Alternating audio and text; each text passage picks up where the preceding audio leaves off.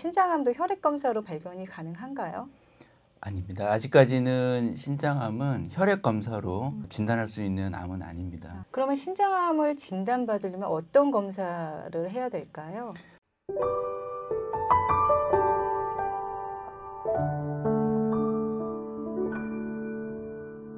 건강검진을 꾸준히 하였어도 신장암을 발견하기가 어려운 경우가 있는데요. 대부분 많은 분들이 혈액검사로 암을 발견할 수 있다고 생각하거든요. 전립선암이나 갑상선암처럼 신장암도 혈액검사로 발견이 가능한가요? 아닙니다. 아직까지는 신장암은 혈액 검사로 진단할 수 있는 암은 아닙니다. 서울대병원에서도 그 혈액에서 신장암을 검출할 수 있는 여러 바이오마커 연구들을 하고는 있는데요. 아직까지 시판되는 그런 검사나 허가되어 있는 검사는 아직은 없습니다. 그러면 신장암을 진단받으려면 어떤 검사를 해야 될까요? 네, 결국은 영상 검사가 필요하고요. 그래서 초음파 검사라든지 아니면 CT 검사 같은 복부를 촬영할 수 있는 여러 가지 영상 검사를 통해서 발견을 할 수가 있습니다.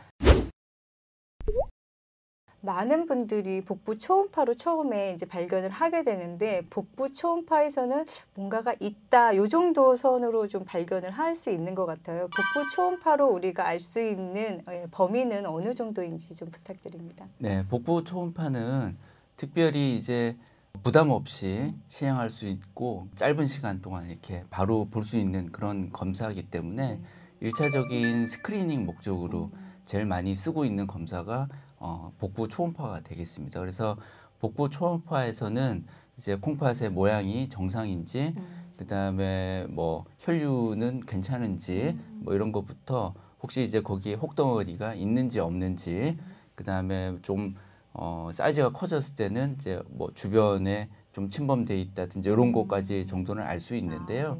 일단은 초음파에서 알 수 있는 정보는 좀 제한적입니다. 그래서 네. 추가적인 검사들이 필요합니다. 네, 그 다음 추가로 이제 요구하는 것이 이제 CT인데요.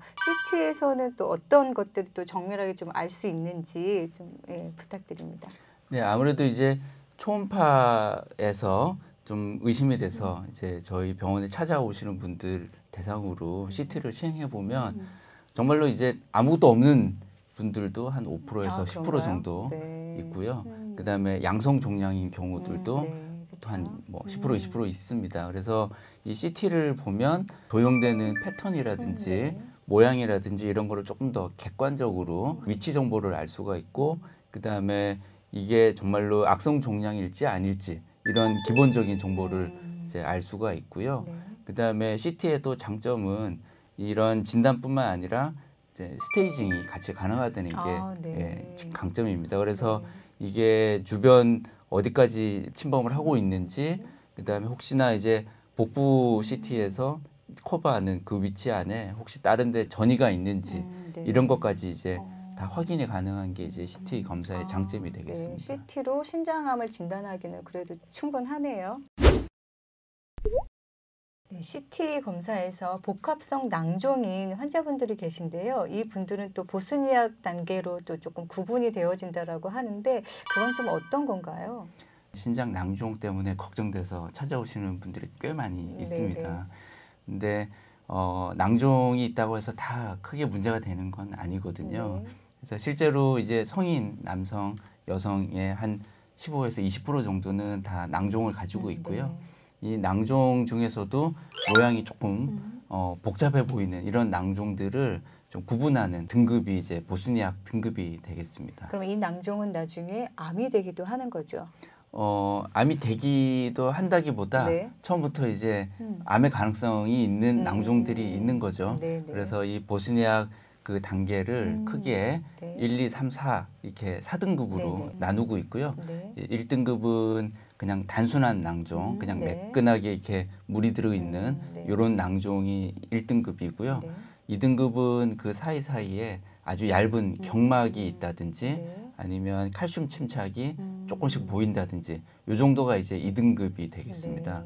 그리고 이제 3등급은 그거보다 좀 의미 있게 경막이 조금 더 두꺼워져 있다든지 칼슘 침착이 조금 더 많다든지 이런 게 이제 3등급이 되겠고요. 이제 4등급 같은 경우에는 그런 이제 경막 정도가 아니고 분명히 이제 고형 그 종괴의 어떤 모양을 띠는 부분이 있다든지 아니면 확실하게 조용히 되는 부분이 있는 거를 이제 4등급으로 분류를 합니다. 그리고 이제 암의 가능성을 이제 그 이야기를 하면 1등급, 2등급은 암의 가능성이 거의 없다고 보시면 되고요. 3등급은 저희가 수술을 하면 최종적으로 암이 진단되는 빈도가 50%, 그다음에 4등급 같은 경우에는 암이 진단되는 경우가 80%가 되겠습니다. 그래서 이제 원칙적으로는 3등급부터는 수술을 하는 게 이제 원칙입니다. 한 50%의 가능성을 그대로 둘 수가 없기 때문에 3등급부터는 이제 수술을 하는 게 원칙이 되겠습니다. 그러면 1, 2등급에 있던 것들이 3, 4단계로 진행도 된다라는 얘기신가요? 아니면 아니요, 진행은 안 되나요? 진행되는 건 아니고요. 네. 그러니까 처음부터 이제 등급 이제 구분이 돼서 네. 1등급, 2등급인 분들은 보통은 주기적인 경과 관찰을 별로 필요하지 않습니다. 이제 그런 분들은 혹시라도 진단이 잘못됐을 수 있으니 한두 번 정도 이제 추적 관찰하다가 이게 1등급, 2등급이 확실하다 그러면 이제 더 이상 안 오셔도 됩니다라고 설명을 드리고요.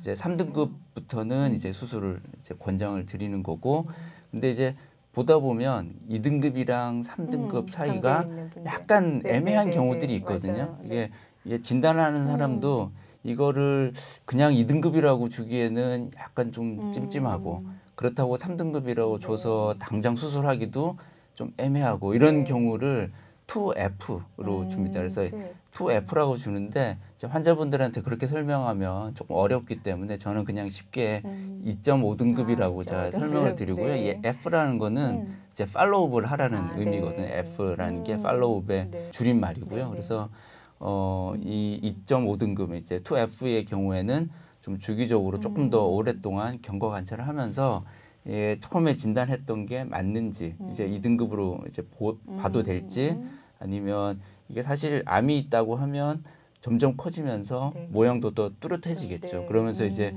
이건 3등급이다 이렇게 진단이 확실하게 될 수도 있고, 그래서 좀 경과를 좀 봐야 됩니다. 그렇군요. 네. 신장의 병변을 이제 제거하기 위해서 다양한 수술 방법이 있을 텐데요. 이 수술 방법에 대한 궁금증을 좀 더 여쭤보려고 합니다. 우선 환자 상태에 따라 수술의 의미가 좀 다를 것 같은데 어떤 의미가 있을까요?